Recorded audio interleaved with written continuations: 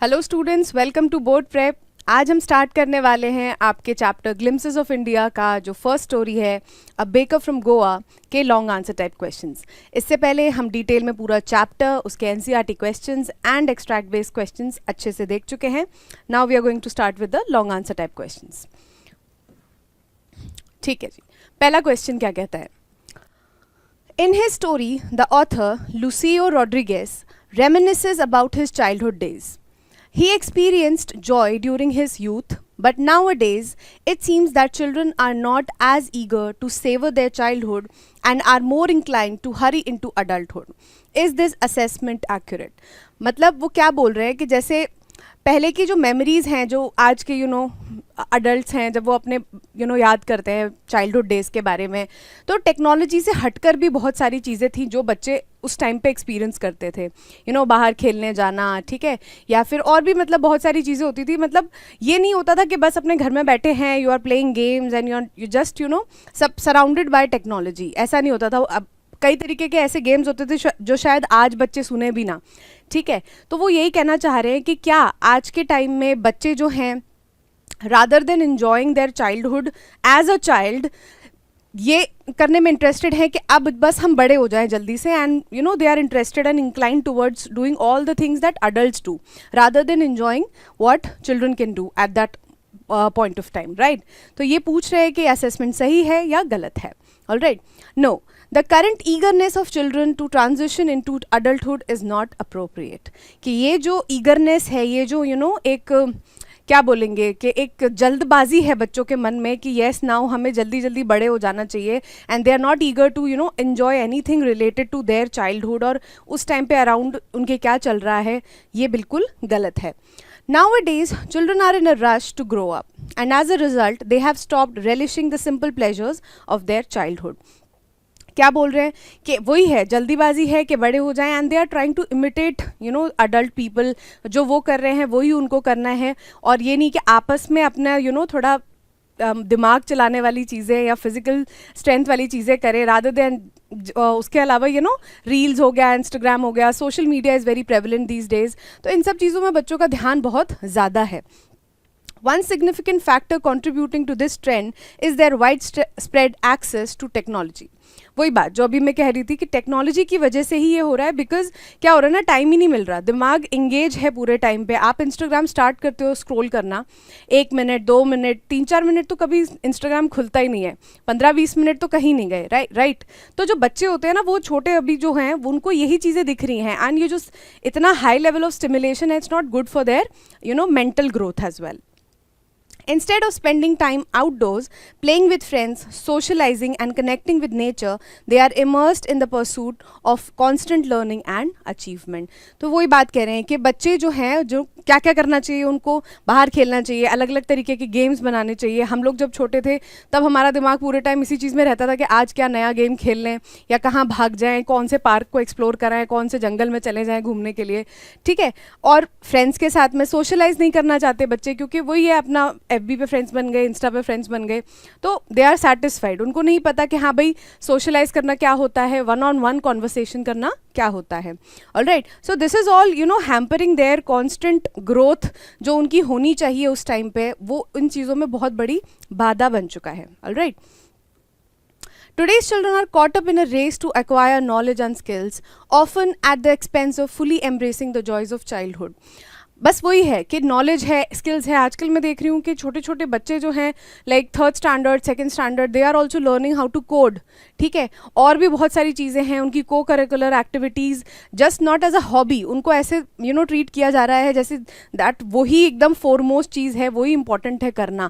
But एक care free childhood हर बच्चे के ज़िंदगी में होना चाहिए, एंड उसी से उसका जो प्रॉपर ट्रांजिशन है ना अडल्टहुड में, वो हो पाता है। Alright, consequently they are missing the happiness that comes with this phase of life. it's crucial for them to savor their childhood experiences to the fullest, as those who miss out on this stage may not develop into well-rounded adults. The same thing कि well-rounded adults means हर aspect में आगे होना. Knowledge and skills ही होना सिर्फ important नहीं है. You are supposed to be, you have to have communication skills. You have to have, good interpersonal skills कि आप कैसे लोगों से relations maintain करते हो, बात कर पाते हो. All these things are, very important when you have a well-rounded personality as an adult when you grow up. Therefore, they should resist the urge to hurry into adulthood and allow themselves to grow naturally. और यही चीज़ है कि थोड़ा slow down हो जाना चाहिए. जल्दीबाजी नहीं करनी चाहिए कि हाँ भाई अब हम ये भी कर लें, ये भी कर लें, ये भी कर लें.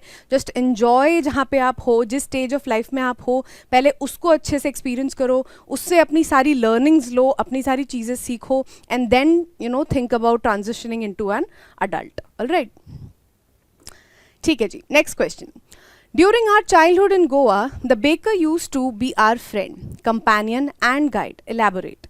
जो ऑथर हैं वो कह रहे हैं कि जब हम छोटे थे, गोवा में थे, जब हमारे विलेज में, गोवन विलेज में, there was a influence of Portuguese culture. उस टाइम पे जो बेकर थे वहाँ पे, वो सिर्फ हमारे फ्रेंड नहीं थे, मतलब वो सिर्फ बेकर नहीं थे, वो हमारे फ्रेंड भी थे, कंपेनियन भी थे और गाइड भी थे. तो यहाँ पूछा जा रहा है कि ऐसा क्यों, और वो किस चीज़ों से आप कह सकते हो कि ऐसा था कि वो बच्चों के लिए ये सारी चीज़ें मायने रखते थे. The baker earned the titles of a friend, companion and guide from the children because of his frequent interactions with them. जैसा कि हमने देखा कि वो क्या करते थे, अपने जो ब्रेड्स होते थे या फिर ब्रेड बैंगल्स हैं या फिर लोफ ऑफ ब्रेड्स हैं, लोव्स ऑफ ब्रेड हैं, वो जो भी बेचने आते थे उसकी वजह से लाइक 2 बार चक्कर तो उनका लगता ही था. एक बार बेचते टाइम, एक बार जब खाली करके जाते थे तब. तो क्या होता है, इतनी ज़्यादा फ्रीक्वेंट इंटरेक्शंस की वजह से जो है बहुत ज़्यादा फ्रेंडलीनेस आ गई थी, बहुत ज़्यादा बच्चे उनसे घुल मिल गए थे. He knew each child by name and treated them all with kindness and warmth. क्या था, हर बच्चे को वो जानते थे. रिपीटेड डेली मिलोगे, होता है ना, जैसे अगर आप कहीं एक नई जगह जाते हो, ठीक है, फिर आप नए लोगों से मिले and you introduced yourself, right. फिर उसके बाद 1-2 दिन बाद आप फिर उन्हीं लोगों से मिले, तो एकदम से जब उन्होंने आपसे बात करी तो उनमें से किसी एक को आपका नाम याद रह गया, राइट. तो आपको अच्छा लगेगा कि है ना, यस ये बंदा हमें जानता है, and you feel connected to that person. तो वही चीज़ यहाँ पे हो रही थी कि जब बेकर आते थे उनको एक एक बच्चे का नाम पता होता, तो जो बच्चे थे वो बहुत ज़्यादा कनेक्टेड फील करते थे बेकर से.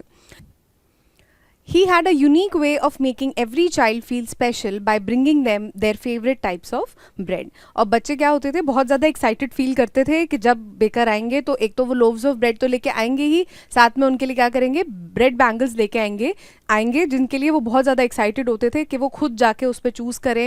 एंड उनको ये भी नहीं लगता था कि वो ब्रश करें या फ्रेशन अप हो जाएं. They just wanted to select the bread and just enjoy it. Alright, so ये था आपका. हाँ, इसके बाद the anticipation of Baker's arrival, marked by the distinctive thud and jingle of his bamboo staff, filled the children with excitement.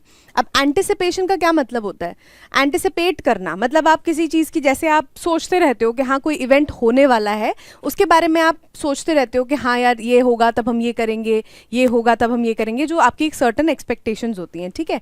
तो ये जो anticipation है बेकर के अराइवल का, ये किससे मार्क होता था, मतलब कि आने वाले हैं, ये किससे पता लगता था बेकर के, कि उस थर्ड एंड जिंगल साउंड से जो वो बैम्बू स्टिक से बनाते थे. स्टाफ का मतलब क्या होता है, स्टिक, ठीक है.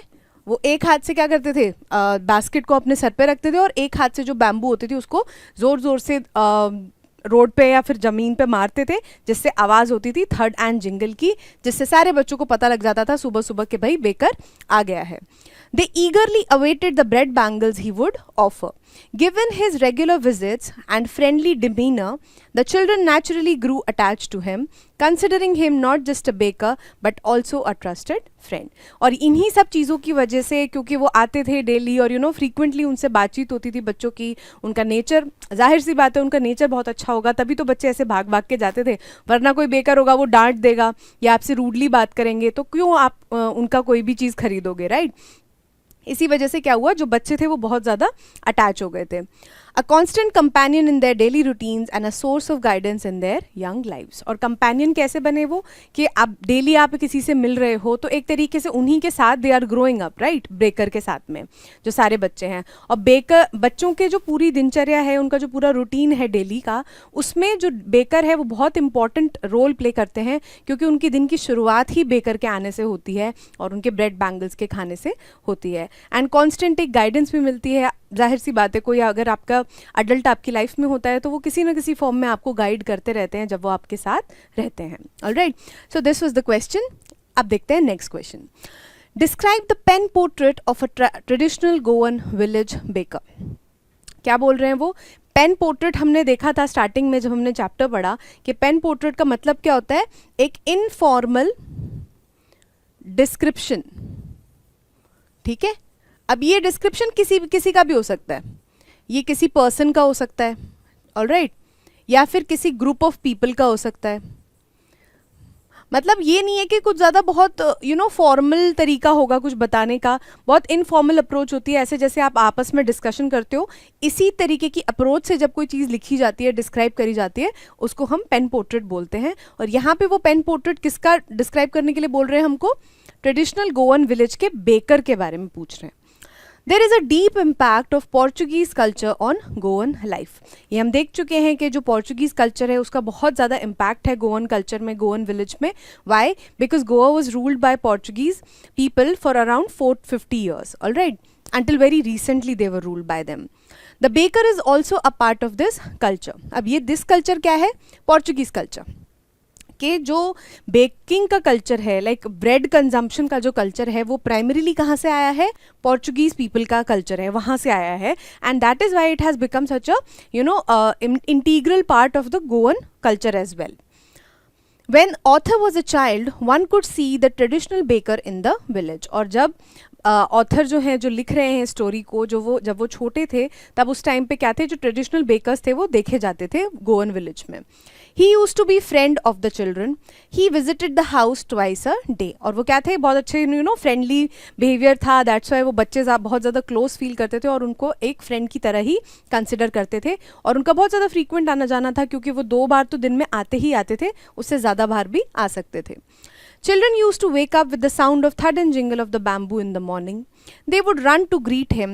Children were fond of bread bangles. The ladies of the house bought the bread. अब यहाँ पे देखो, यहाँ से पूरा यहाँ तक ना ये बताया जा रहा है कि बेकर की जो एक्टिविटीज़ हैं, उनकी जो एग्जिस्टेंस है उस गोवन विलेज में, वो क्यों इम्पॉर्टेंट है। सबसे पहले के जो बच्चे हैं बिल्कुल छोटे छोटे, उन मतलब वो उठी ये आवाज़ सुन के हैं कि थर्ड एंड जिंगल की आवाज़ हो रही है, बैम्बू स्टिक की आवाज़ हो रही है, बेकर आ गया है और वो अब हमारे लिए क्या लेके आए हैं? ब्रेड बैंगल्स लेके आए हैं। और जो लेडी ऑफ द हाउस थे या मेड्स थे, वो क्या करते थे? वो ब्रेड खरीदते थे। तो देखो कितना एक डेली रूटीन में एक इन्वॉल्वमेंट था बेकर का, राइट। इसी से पता चलता है कि why baker was such an important part of the society. Bakers used to wear kabai during the old Portuguese days. And when the narrator was small, the bakers wore shirt and trousers which were shorter than full pants and longer than half pants. All right. तो हमने देखा था कि कबाई क्या होता है? कबाई जो होता है वो होता है एक long piece of frock, long piece of clothing कह सकते हैं हम, ठीक है, और या फिर एक फ्रॉक टाइप का अटायर होता था जो आपके जस्ट बिलो द नीज जाता था, ठीक है। तो पोर्चुगीज पीपल के टाइम पे, पुराने टाइम पे कबाई पहना जाता था, जो एक लॉन्ग पीस ऑफ क्लोथिंग होता था, एक फ्रॉक के जैसा लगता था, और वो कहाँ तक जाता था? आपके नीज तक जाता था, ऑलराइट। और फिर जब नरेटर छोटे थे, बच्चे थे, उस टाइम पे थोड़ा ट्रांजिशन आ गया था, कबाई छोड़ के अब जो बेकर्स हैं वो क्या करते थे? एक शर्ट और ट्राउजर्स पहनते थे जिनकी लेंथ जो होती थी एंकल से थोड़ी ऊपर और नी से थोड़ी नीचे होती थी। Bread was an important part of every occasion and celebration. अब एक सोसाइटी होती है तो देखो अब ओकेजन और सेलिब्रेशंस बहुत होते हैं, लाइक फेस्टिवल्स हो गए, वही एक तरीके का एक बॉन्डिंग बन पाती है कम्युनिटी के बीच में when you celebrate things together, right. और उन्हीं सारी ओकेजन्स और फेस्टिवल्स का जो एक इंटीग्रल पार्ट था वो क्या था? बेकर के बनाए जाने वाले products. Bread was a part of every feast, festival and marriage function. Baking was a profitable business. The bakers never starved. और क्या है, इससे हमें ये पता चलता है कि हर चीज़ में एक डेली कंजम्पशन हो गया ब्रेड का, बच्चों के लिए ब्रेड बैंगल्स हो गए, या मैरिजेस में जो बोल बनता है, या केक्स एंड बोलिनास बनते हैं क्रिसमस पे, ऑल दीज थिंग्स। इससे हमें पता चलता है कि कितनी ज़्यादा डिमांड थी। तो जितनी ज़्यादा डिमांड होगी सप्लाई करने के लिए, उतना ही बेकर को ब्रेड्स के प्रोडक्ट्स बनाने पड़ेंगे, एंड दैट मीन्स हमेशा जो है बिजनेस अच्छा ही चलता था। दैट मीन्स कि जो बेकर और उनकी फैमिली और उनके सर्वेंट्स होते थे वो हमेशा वेल्दी एंड प्रॉस्परस रहते थे। Thus bakers and baking both hold an important position in Goan society. तो जो बेकर और बेकिंग का जो प्रोसेस है पूरा, वो गोवन सोसाइटी का एक बहुत इंपॉर्टेंट और इंटीग्रल पार्ट है। Alright, next, not enough can be said to show how important a baker can be for a village, justify. अब ये जो स्टेटमेंट है ये आपको चैप्टर में ही गिवन है और इसको जस्टिफाई करने के लिए बोला गया है। मतलब इसको जस्टिफिकेशन, मतलब इसके लिए आपको तर्क देने हैं, आपको पॉइंट्स देने हैं कि हाँ ये पॉइंट क्यों सही है। ऑलराइट, वो बोल रहे हैं कि not enough can be said, मतलब जितना आप कहो उतना कम है, ये बताने के लिए कि बेकर जो हैं गोवन सोसाइटी में, गोवन विलेज में क्यों इतनी इंपॉर्टेंस रखते हैं। A baker holds a vital essential role in a Goan village. His bread is a fundamental element on all occasions. A fundamental क्या होता है? Basic, सबसे ज़्यादा हर जगह यूज़ होने वाली चीज़ है ना। All occasions, without sweet bread bowl, marriage gifts lack significance.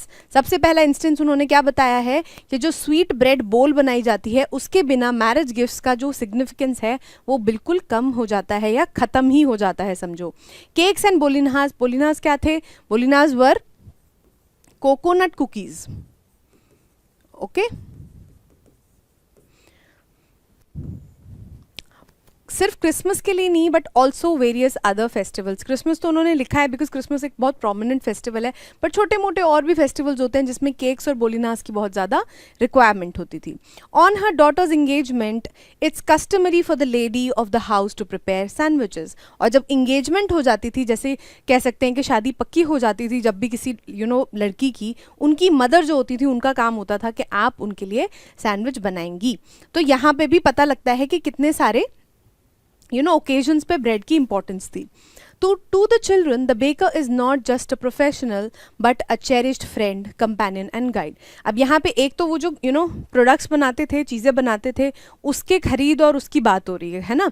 लेकिन वो सारी इंपॉर्टेंस को अगर हम साइड रखें तो वैसे भी देखा जाए तो बच्चों से, विलेज के बच्चों से उस बेकर का इतना ज़्यादा इंटरेक्शन था कि जो बच्चे थे वो उनको क्या है, एक फ्रेंड की तरह लेते थे, कंपेनियन की तरह लेते थे और एक गाइड की तरह लेते थे। He embodies not only his occupation but also a deep admired Portuguese tradition. अब ही एम्बॉडीज़ का मतलब क्या होता है कि वो सिर्फ ये नहीं बता रहे हैं, मतलब बेकर की जब हम बात कर रहे हैं तो बस एक ये चीज़ें नहीं कि भाई बेकर है वो बेक कर देते हैं, खाना बना ब्रेड बना देते हैं और उनको वो बेच देते हैं, वो सिर्फ उसके बारे में बात नहीं कर रहे। वो एक पॉपुलर पोर्चुगीज़ कल्चर को दर्शा रहे हैं जो इतना प्रोमिनेंट है वहाँ पे। ठीक है, Therefore, the presence of a baker's oven in the village is absolutely essential. Baker's oven कह लो या फिर furnace कह लो, it's one and the same thing. ठीक है, तो oven या फिर furnace की जो importance है वो unmatched है, उसको हटा के कुछ भी नहीं रह जाएगा. It is a very important tradition in Goan villages. All right.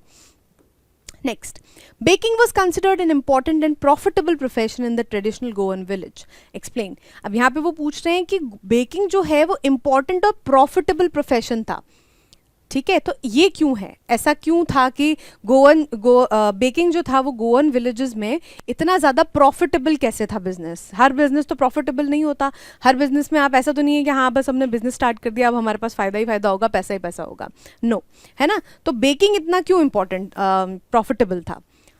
In olden days, Goa was very much influenced by the Portuguese. अब सी आपको लग रहा होगा कि this is like all getting very repeated, but the thing is that you don't know कि question किस तरीके से पूछा जा सकता है ना। अब facts तो हमारे पास limited हैं, right? But हमें उन facts को लिखना आना चाहिए कि हम उनको कैसे express कर रहे हैं, alright? तो इसी वजह से क्या है कि हर जगह पे वही 3-4 जो points हैं major, उनको use करके आपको वो आंसर को किस तरीके से लिखना है उससे आपको ये आइडिया पड़ जाएगा, alright? So don't just get bored just just try to remain patient and calm, because question तो एक या दो मैक्स आने वाले हैं, राइट? तो आपको अपने facts you should get them straight and you should know how to make an answer, alright?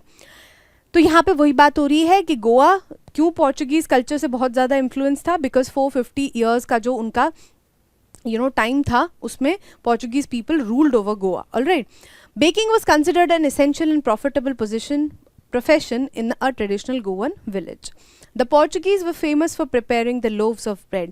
और जो पोर्चुगीज़ हैं वो वैसे ही अपने ओरिजिनली भी जहाँ वो थे वहाँ पे loaves of bread प्रिपेयर करने के लिए वो बहुत ज़्यादा फेमस थे. Baking was the traditional family work. The villagers were much fond of the sweet bread known as bol. The marriage gifts were meaningless without it. और क्या था, जो villagers थे वो बहुत ज़्यादा और बोल से जो स्वीट ब्रेड बोल होती थी उसको बहुत ज़्यादा पसंद करते थे और वो मैरिज और अदर फंक्शंस में एक इम्पॉर्टेंट प्लेस होल्ड करता था. ऑल्सो बेकिंग क्या है, एक ट्रेडिशनल फैमिली वर्क है. ये हमें कैसे पता लगता है कि एक लाइन थी जिसमें कि even if the father is not alive the son has carried on with the profession. तो इससे हमें पता लगता है कि ऐसा नहीं है कि किसी एक बंदे ने स्टार्ट किया और वो फिर जब that particular person passed away उसके बाद से वो बिजनेस ठप हो गया. नहीं, उनके बच्चों ने उनके बच्चों ने अच्छे से उसको जो बेकिंग का बिजनेस है उसको कैरी फॉरवर्ड किया. Different breads were consumed on different occasions. अब यहाँ पे सिर्फ ब्रेड नहीं है, 3-4 तरीके की प्रोडक्ट्स हैं, 3-4 तरीके की चीज़ें हैं जो अलग अलग फंक्शंस पे इंपॉर्टेंस होल्ड करती हैं. So the bakers furnaces were most essential and important thing there. और जब किसी एक चीज़ का इतना ज़्यादा इंक्लूजन होगा, इन्वॉल्वमेंट होगा, ज़रूरत होगी, तो ऑब्वियसली बात है कि जो सोर्स है जहाँ से वो चीज़ आ रही है उसकी इंपॉर्टेंस बढ़ जाती है. In this case that source being the furnace और the oven of the baker. Bakers had a plump physique and were happy and prosperous. They never starved. Thus, baking was considered as an important and profitable business in a traditional Goan village. अब यही बात वो दोबारा बता रहे हैं हमें कि बेकर्स जो होते हैं वो हमेशा एक प्लम्प फिजिक रखते थे. क्यों? क्योंकि उनका बिजनेस इतना अच्छा चलता था and they were well fade and prosperous. तो वो दिखने में भी ऐसे ही लगते थे कि yes they are doing well. और इससे पता लगता है, इन सारी पॉइंट सारी चीज़ों से पता लगता है कि जो बेकिंग है वो एक प्रॉफिटेबल प्रोफेशन है. Alright, so I think this sums up the questions for a baker from Goa and I hope आपको सारी चीज़ें एकदम अच्छे से समझ में आ गई होंगी. एंड अगला चैप्टर हम जल्दी शुरू करेंगे. Till then keep revising. Thank you.